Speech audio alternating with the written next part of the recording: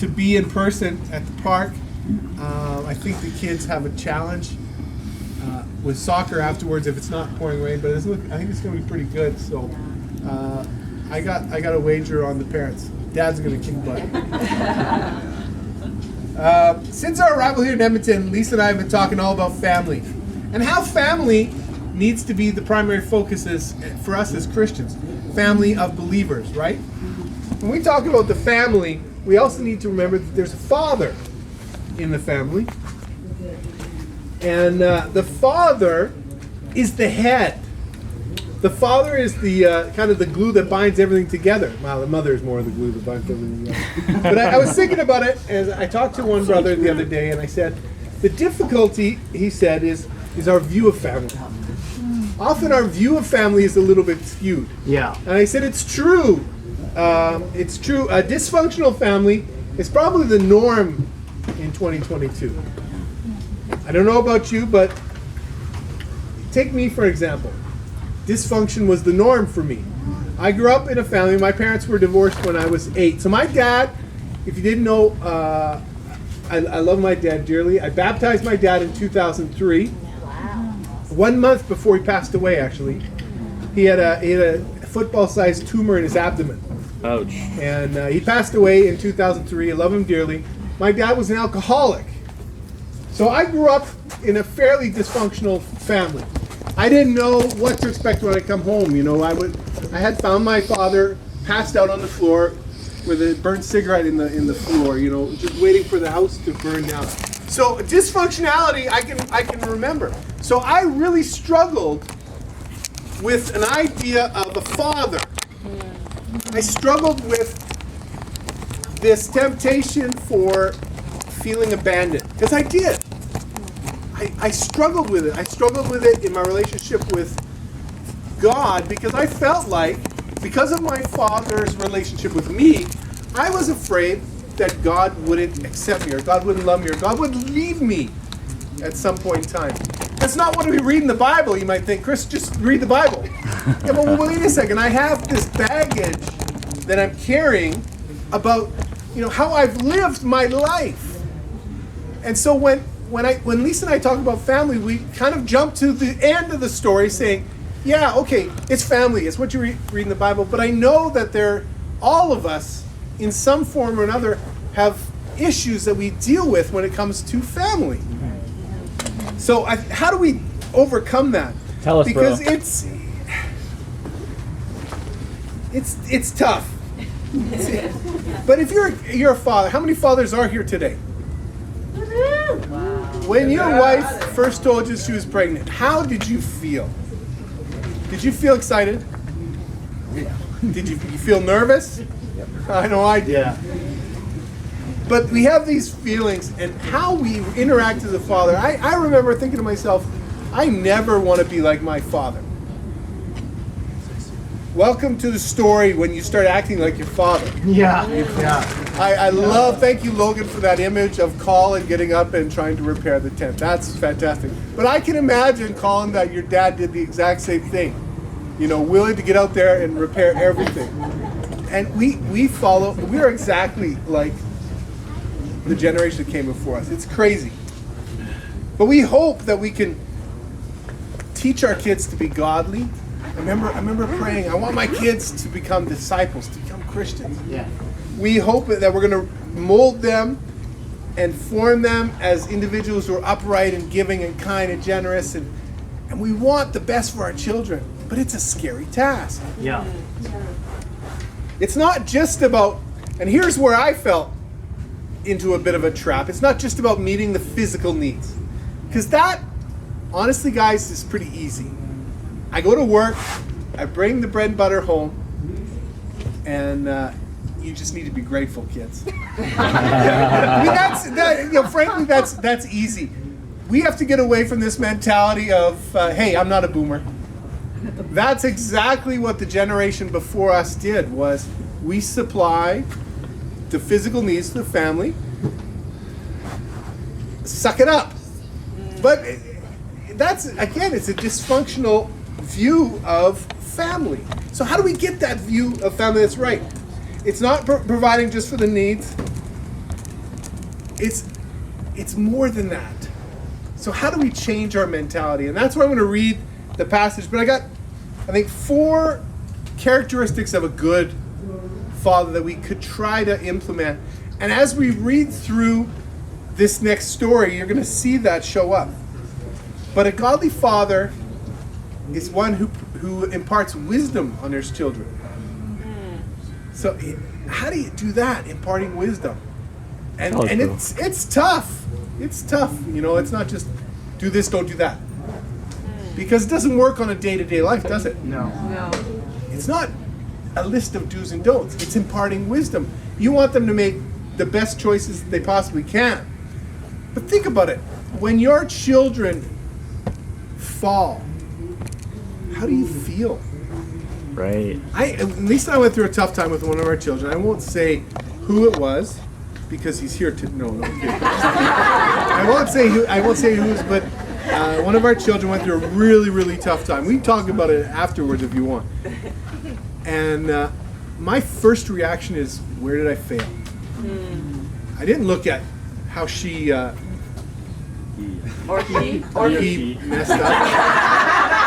I thought to myself, where did I fail? Where did I make a mistake? That's great. You narrowed down 50-50 now. That's great.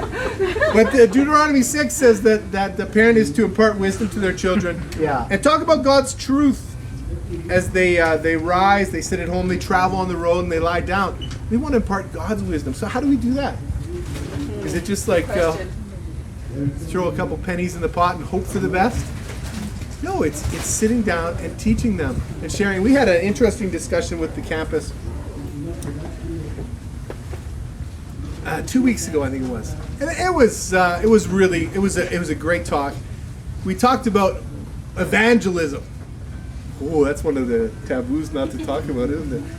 And we said, Lisa asked the question of the younger people and said, how did your parents become a Christian? You know, the responses that we got were, well, I think my mom and dad they've just always believed, they're always Christian. I was surprised to hear the kids they didn't know, not all of them, but they didn't know, how did my parents came to Jesus? That's the kind of stuff you want to share. Those are the stories that inspire my faith. When I hear about how someone just by chance reached out to someone on a bus, sat down at a coffee shop and said, hey, I'd like to talk about God, and lives were changed. I mean, kids want to hear those stories. They want to hear these stories, these great stories of faith. It's not just, oh yeah, they just always believed. I'm sure if you tell your kids how you were converted to Jesus, they'd be a little bit amazed and awed that God would work in such a way. But that's what it is. Imparting God's wisdom is sharing our lives, sharing what we're learning. And honestly, guys, Lisa and I talked about having devos with our kids. It's essential. Unfortunately, I've not done a great job for the past little bit. So Lisa keeps gently nudging me and then pushing me towards devos. So I said this past week, I said, okay, Monday is kind of our day off. I said, let's plan for Monday night. So just so that my wife knows that I am thinking and still have it in my head, we are going to have family devos. Even though my son's 19 years old, family devos are not just for the kids, right? Yeah. They're for us as well, to share our faith, to instruct godly wisdom to our children, but also to us. Someone said to me, he said 2 weeks ago or something, he said, every time you preach a lesson, I think, it was my last D time with you. What are you doing? And I said, no, I'm preaching to myself. When I prepare a lesson, I'm usually preaching at myself. I'm talking about my own feelings, my own emotions, my own struggles. That's what devos are like. Let's share and be real and not have taboos. Yeah. Number 2, to be a great father, you need to be a great husband to your wife. So I know it has nothing to do with kids, but kids see when mom and dad are not doing well. Yeah. They see it. We need to be loving and considerate to and a respectful husband to our wives. If our relationship with our spouse is going well, the kids see that too. We need to protect our marriages as fathers. Okay, kids, how many of your classmates or friends live in divorced homes? Come from divorced homes? I think probably most of you could count a number of them on one hand. Divorce is huge in today's society. And it kills children's hearts. If our marriages as husbands and wives is not strong, it's going to have a lasting effect on our children. Trust me. I remember when I studied the Bible with my dad, and as I shared earlier, I struggled with abandonment. I still struggle with abandonment. I've been a Christian for 30 some odd years, and I still struggle with abandonment. But I remember sitting down with my father as he studied the Bible, and we got to that point in the road where it was that do or die situation. And my dad at one point said, "Oh, well, I was baptized as a baby in the Anglican church, and the priest said everything's okay for me." I snapped. I literally snapped. And I'm going to share a story, and I don't know if it was, I didn't react. I believe I didn't react the best way. But what I did was I took my Bible and I said, "You have no concept of Christianity." And I tore about 3 or 4 pages out, and I took the Bible and I threw it across the room. And I said, "Dad, that priest is telling you to believe 3 or 4 pages, and the rest he's thrown away." I got up and I walked out of the room. And I told him, I said, I struggle on a daily basis in my marriage, in my life, in my relationship with God, afraid that God is going to abandon me, and it's your fault. It has such an impact. Our marriages have such an impact. Each of us as fathers should display the virtues of life for our family. It's not just teaching wisdom, but imparting the virtues. Being temperate, being patient, being very humble, very kind, and very diligent to do the right thing. So I'm going to read this parable, and again, I'm going to circle back to it at a later time, because there's so much to unpack here. But in Luke chapter 15, verse 11 to 32, it says, Jesus continued, "There was a man who had 2 sons. The younger one said to his father, 'Give me my share of the estate.' So he divided the property between them. Not long after that, the younger son got together all that he had, and he set off for a distant country. He squandered his wealth in wild living." I'm sure the father wasn't too impressed with that. "After he'd spent everything, there was a severe famine in the whole country, and he began to be in need. So he went and he hired himself out to a citizen of that country, who sent him to fields to feed pigs. He longed to fill his stomach with what the pods that the pigs were eating, but no one gave him anything.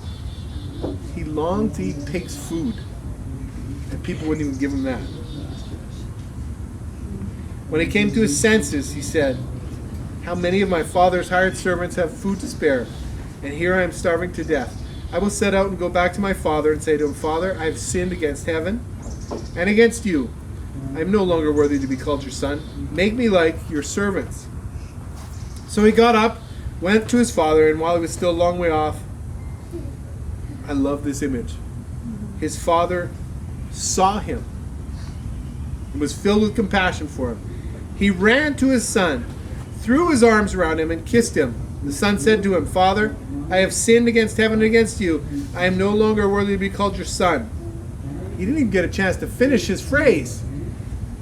The father says, "Quick, bring the best robe and put it on him. Put a ring on his feet, sandals on his feet. Bring the fattened calf, kill it. Let's have a feast. Let's celebrate, for this son of mine was dead and is alive again. He was lost and is found." So they began to celebrate. Meanwhile, this is the tough part for us as Christians, I think. The older son was in the field, and when he came near the house, he heard the music and dancing. So he called one of the servants and asked him, what was going on? "Well, your brother has come," they replied, "and your father has killed the fattened calf because he is back safe and sound." The older brother became angry and refused to go in. So his father went out, pleaded with him. But he answered his father, "Look, Aunt, All these years I've been slaving for you and never disobeyed. Never disobeyed your orders. You never gave me even a young goat so I could celebrate with my friends. But with this son of yours, that guy over there, the sinner, the one with the weeds, right? If you remember back last week. That brother over there, that son over there, the one who squandered his property with prostitutes, he comes home. What do? You kill the fattened calf. My son, the father said, you're always with me. Always with me. Everything I have is yours. But we had to celebrate and be glad. Because this brother of yours was dead and alive again. He was lost and is found. So the older was trustworthy and honored his father. The younger, not so much. He was a mess. We need to take the lesson from both sons. And on Father's Day, as we celebrate our Heavenly Father, let's remember whether we're doing good or doing bad, the Father is always there to wrap his arms around us. Yeah. It's not about pointing out, man, I'm better than you, or you're better than me, or feeling guilty about our sin. God corrects, absolutely corrects, but he lovingly corrects us. So much so that he was willing to give up everything. He was willing to give up his son so that he could wrap his arms around each and every one of us. So we celebrate Father's Day. Let's celebrate our Father in heaven. Let's remember the sacrifice that Jesus made on the cross so that we could retrain our mindset on what real family is all about and what a real Father is all about, the God in heaven.